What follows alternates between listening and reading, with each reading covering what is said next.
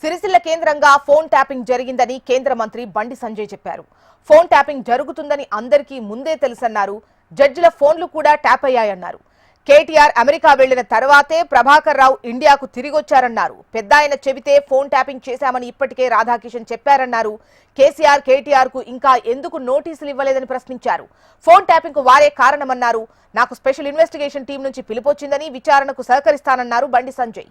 Phone tapping case సీబీఐకి అప్పగించాలి. ప్రభాకర్ రావు చాలా మంది జీవితాలను నాశనం చేశారన్నారు. ఇక కాంగ్రెస్ ప్రభుత్వం ప్రభాకర్ రావును కాపాడేందుకు ప్రయత్నిస్తోందని ఆరోపించారు. కూడా ఫోన్ ట్యాపింగ్ విషయంలో అన్ని విషయాలు చెప్తూ వస్తున్నాను. నేను అందరికంటే ముందు ఆరోపణ కూడా చేసిన నేను ఇది హైదరాబాద్ కేంద్రంగా జరిగింది, సిరిసిల్ల కేంద్రంగా జరిగింది.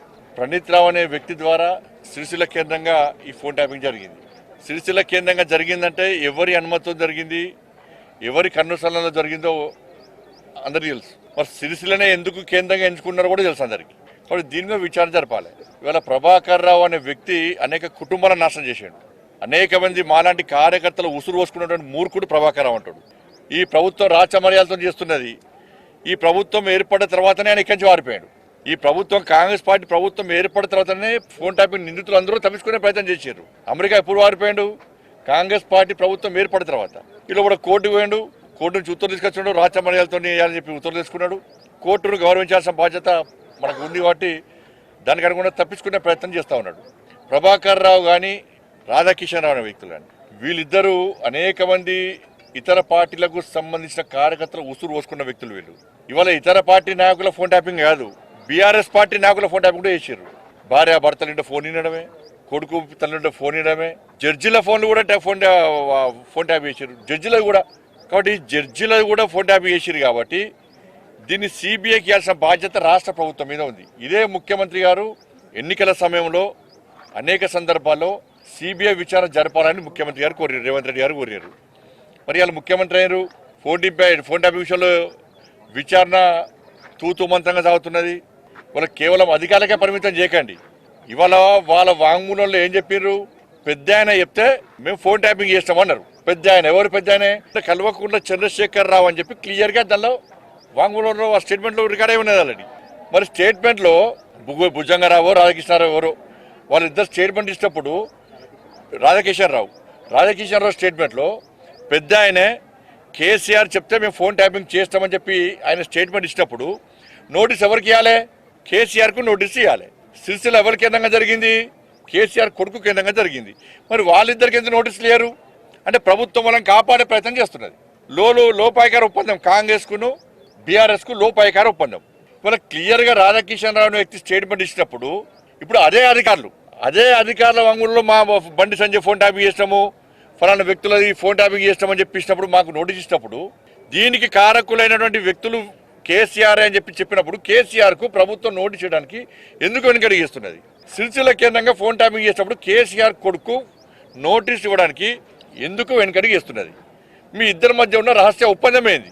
కనీసం ఏ ఒక్క విషయంలో కూడా మీరు ఇలా పట్టించుకోకుంటే వాళ్ళ కేసీఆర్ కుటుంబం వల్ల ఎన్ని కుటుంబాలు నాశనమైనాయి, ఎంతమంది భవిష్యత్తు నాశనం చేశారు. 109 కేసులు పెట్టిరన్న మా మీద. 109 కేసులు, ఒక్కటి కాదు రెండు కాదు. ఇదే ప్రభాకర్ రావు అనే వ్యక్తి సీఎంఓ ఆఫీసును అడ్డాగా వేసుకొని మా ఫోన్లు వినుకుంటూ, నాలంటే అనేక మంది నాయకుల కార్యకర్తల ఫోన్లు వినుకుంటూ, జడ్జిల ఫోన్లు వినుకుంటూ, మా సొంత విషయాలు వినుకుంటూ ఏ విధంగా రాచి రంపాన పెట్టిండు, ఏ విధంగా ఉసురు పోసుకున్నాడో తెలంగాణ సమాజానికి అంతా తెలుసు.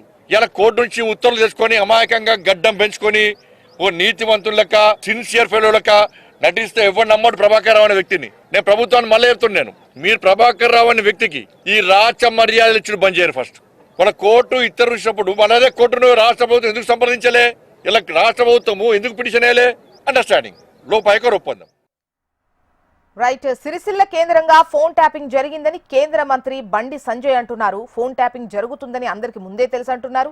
అయితే జడ్జిల ఫోన్లు కూడా ట్యాపింగ్ జరిగాయి. కేటీఆర్ అమెరికా వెళ్లిన తర్వాతే ప్రభాకర్ రావు ఇండియాకు తిరిగొచ్చారంటున్నారు.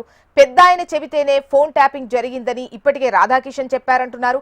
ఇక కేసీఆర్ కేటీఆర్ కు ఇంకా ఎందుకు నోటీసులు ఇవ్వలేదని ప్రశ్నిస్తున్నారు బండి సంజయ్.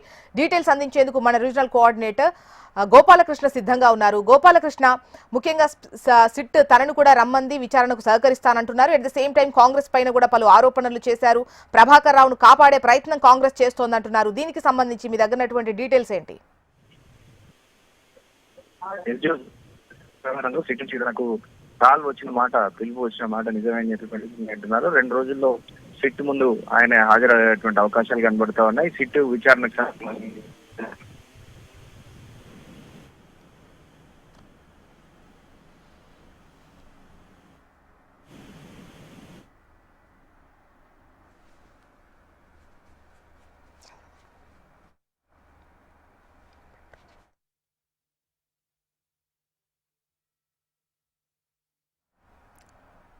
రైట్, సిరిసిల్ల కేంద్రంగా ఫోన్ ట్యాపింగ్ జరిగిందని కేంద్ర మంత్రి బండి సంజయ్ అంటున్నారు. అయితే ఫోన్ ట్యాపింగ్ జరుగుతుందని అందరికీ ముందే తెలుసు అంటున్నారు బండి సంజయ్.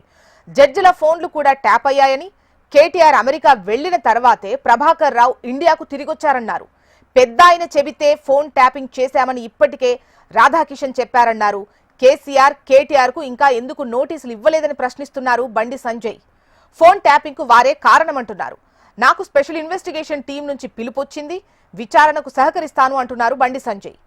ఫోన్ ట్యాపింగ్ కేసు సిబిఐకి అప్పగించాలి అని డిమాండ్ చేస్తున్నారు. ఇక ప్రభాకర్ రావు చాలా మంది జీవితాలను నాశనం చేశారని ఆరోపిస్తున్నారు. కాంగ్రెస్ ప్రభుత్వం ప్రభాకర్ రావును కాపాడేందుకు ప్రయత్నిస్తోంది అని అంటున్నారు బండి సంజయ్.